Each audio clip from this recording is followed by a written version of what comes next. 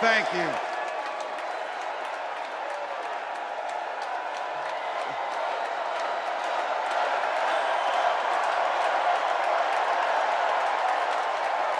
Wow. Well, thank you. Thank you, first of all, to Vice President Harris. Thanks for putting your trust in me and for inviting me to be part of this incredible campaign. And a thank you to President Joe Biden for 4 years of strong, historic leadership.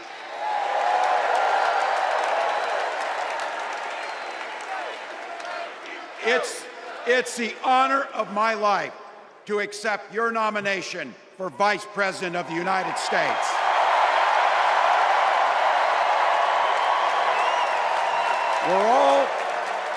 We're all here tonight for one beautiful, simple reason.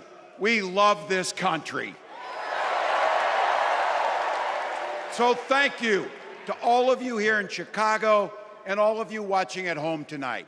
Thank you for your passion. Thank you for your determination. And most of all, thank you for bringing the joy to this fight.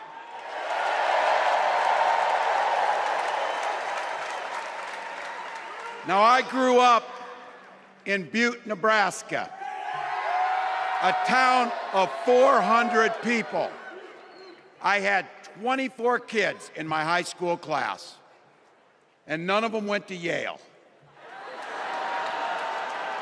But I'll tell you what, growing up in a small town like that, you learn how to take care of each other. That family down the road, they may not think like you do. They may not pray like you do. They may not love like you do, but they're your neighbors. And you look out for them, and they look out for you. Everybody belongs, and everybody has a responsibility to contribute. For me, it was serving in the Army National Guard. I joined up 2 days after my 17th birthday, and I proudly wore our nation's uniform for 24 years. My dad, a Korean War era Army veteran, died of lung cancer a couple years later. He left behind a mountain of medical debt. Thank God for Social Security survivor benefits. And thank God for the GI Bill that allowed my dad and me to go to college, and millions of other Americans. Eventually, like the rest of my family, I fell in love with teaching. Three out of 4 of us married teachers. I wound up teaching social studies and coaching football at Mankato West High School. Go Scarlets! We ran a 44 defense. We played through to the whistle on every single play, and we even won a state championship. Never closed the yearbook, people. But it was those players and my students who inspired me to run for Congress.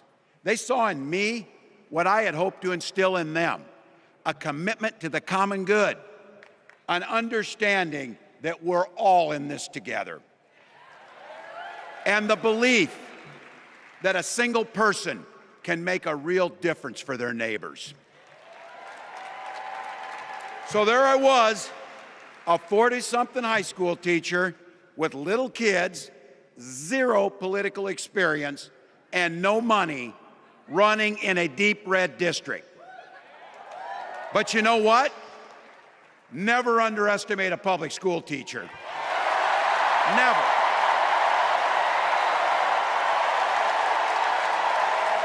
I represented my neighbors in Congress for 12 years, and I learned an awful lot. I learned how to work across the aisle on issues like growing the rural economies and taking care of veterans. And I learned how to compromise without compromising my values. Then I came back to serve as governor, and we got right to work, making a difference in our neighbors' lives. We cut taxes for the middle class. We passed paid family and medical leave. We invested in fighting crime and affordable housing. We cut the cost of prescription drugs and helped people escape the kind of medical debt that nearly sank my family. And we made sure that every kid in our state gets breakfast and lunch every day. So while other states were banning books from their schools, we were banishing hunger from ours.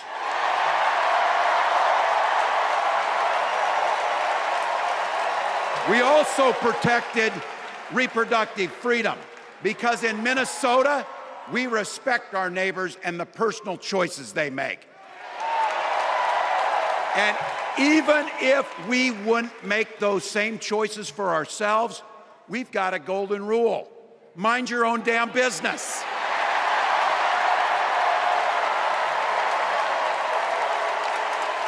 And that includes IVF and fertility treatments. And this is personal for Gwen and I. If you've never experienced the hell that is infertility, I guarantee you, you know somebody who has. And I can remember praying each night for a phone call. The pit in your stomach when the phone would ring, and the absolute agony when we heard the treatments hadn't worked. It took Gwen and I years, but we had access to fertility treatments. And when our daughter was born, we named her Hope. Hope, Gus, and Gwen, you are my entire world, and I love you.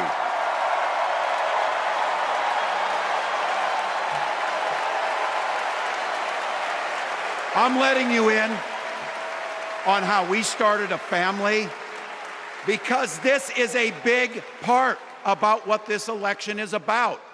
Freedom. When Republicans use the word freedom, they mean that the government should be free to invade your doctor's office. Corporations free to pollute your air and water. And banks free to take advantage of customers. But when we Democrats talk about freedom, we mean the freedom to make a better life for yourself and the people that you love. Freedom to make your own healthcare decisions. And yeah, your kids' freedom to go to school without worrying about being shot dead in the hall. Look, I know guns. I'm a veteran. I'm a hunter.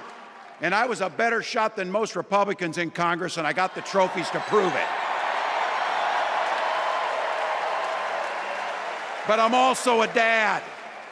I believe in the Second Amendment, but I also believe our first responsibility is to keep our kids safe.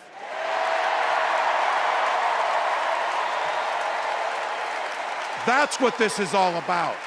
The responsibility we have to our kids, to each other, and to the future that we're building together, in which everyone is free to build the kind of life they want. But not everyone has that same sense of responsibility. Some folks just don't understand what it takes to be a good neighbor. Take Donald Trump and J.D. Vance. Their Project 2025 will make things much, much harder for people who are just trying to live their lives. They spent a lot of time pretending they know nothing about this. But look, I coached high school football long enough to know, and trust me on this, when somebody takes the time to draw up a playbook, they're going to use it.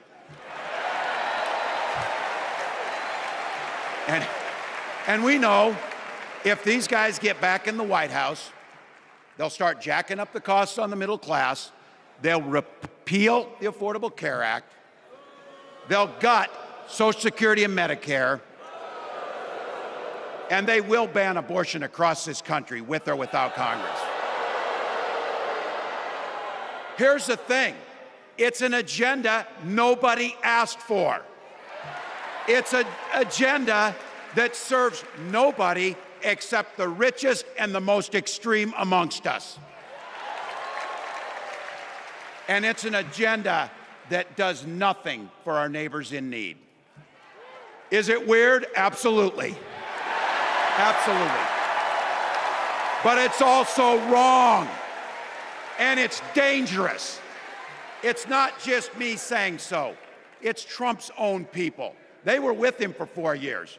They're warning us that the next 4 years will be much, much worse. You know, when I was teaching every year, we'd elect a student body president. And you know what? Those teenagers could teach Donald Trump a hell of a lot about what a leader is. Leaders don't spend all day insulting people and blaming others. Leaders do the work. So I don't know about you, I'm ready to turn the page on these guys. So go ahead, say it with me. We're not going back.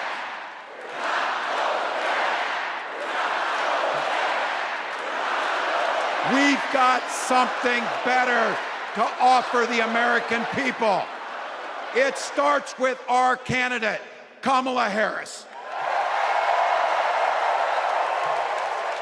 From her first day as a prosecutor, as a district attorney, as an attorney general, as a United States senator, and then our vice president, she's fought on the side of the American people.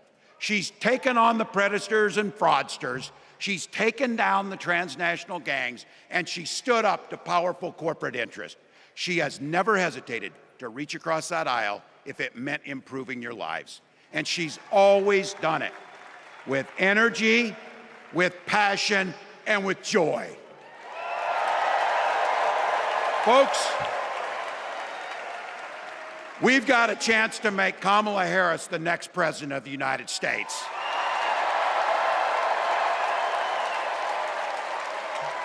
But I think we owe it to the American people to tell them exactly what she'd do as president before we ask them for their votes.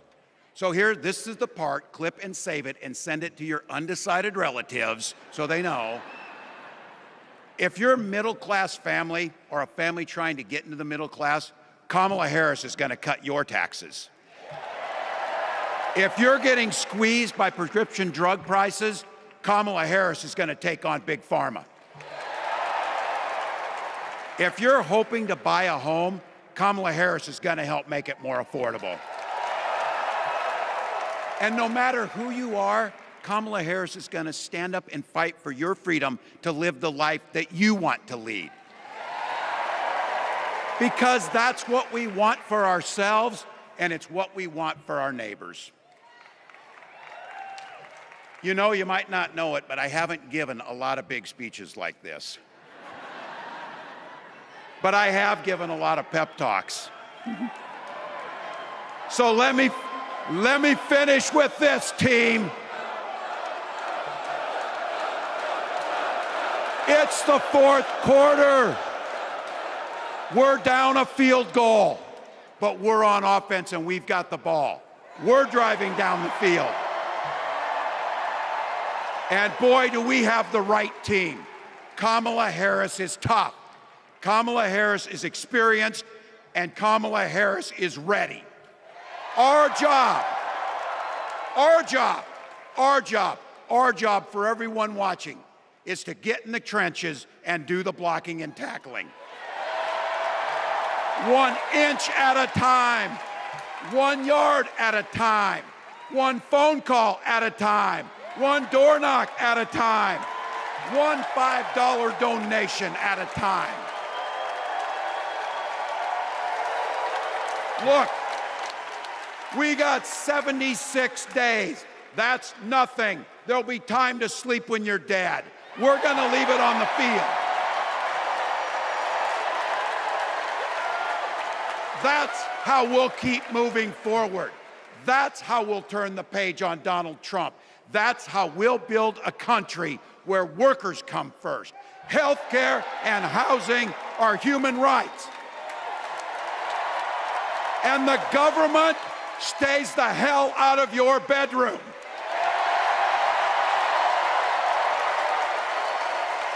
That's how we make America a place where no child is left hungry, where no community is left behind, where nobody gets told they don't belong. That's how we're gonna fight.